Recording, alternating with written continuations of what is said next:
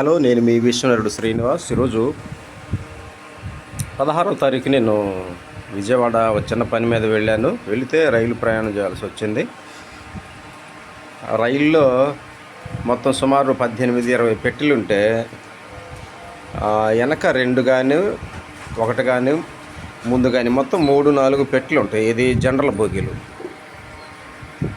బోగీలు మరి అంత ట్రైన్ మీద 3 బోగీలు లేదా 4 గట్టిగా ఇస్తే 4 ఇస్తారు.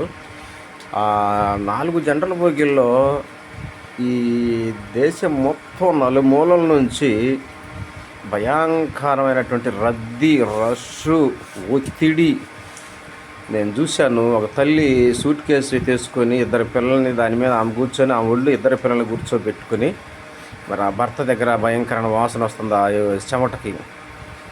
ఈ 2 వాకిళ్ళకి మధ్యలో వేసుకొని కూర్చున్నారు ఆ తల్లి.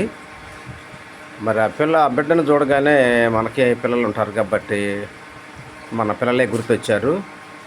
మాకైతే చాలా బాధగా ఉంది. మరి అంతా నుంచొని ప్రయాణం చేశారు. అటు వాకిలి ఇటు వాకిలి ఉంటుంది కానీ మధ్యలో ఆమె సూట్ కేసు వేసుకొని కూర్చుంది. మరి చాలా మంది నిలబడి ఉన్నారు, గాలి దూలే అవకాశమే లేదు. అలాగే 20 పెట్టెల్లో 3-4 పెట్టెల్లో జనరల్ బోగీలుగా మరి సిద్ధపరచడం అంటే చాలా ఇది అవమానానికి గురి చేసేటువంటి పేద బిడ్డల్ని విషయం.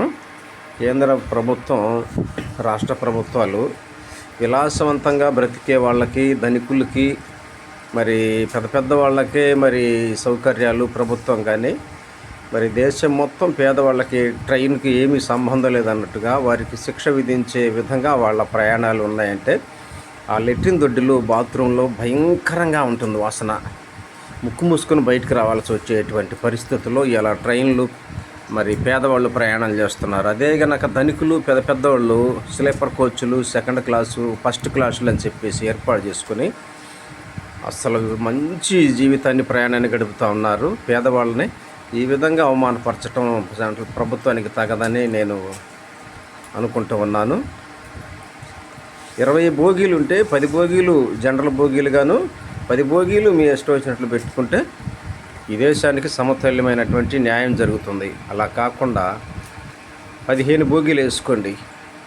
కరెక్ట్గా సగానికి సగం జనరల్ బోగీలు, ప్రత్యేకమైన బోగీలు పెట్టి మరి ప్రయాణాలు కొనసాగించాలని ప్రభుత్వాలు కళ్ళు తెరిచి ఇలాంటి ఆలోచించాలని, పేదవాళ్ళని అవమానపరచకుండా మేము కూడా మీలాగనే మనుషులే కాబట్టి జనరల్ బోగీల్లో 50% ఉండాలని రైల్లో నేను మనసారా కోరుకుంటూ, మీరు కూడా గ్రహించాలని మనవి చేసుకుంటూ, ఇట్లు మీ విశ్వనరుడు శ్రీనివాస్. ఉంటాం. మరి ధన్యవాదాలు.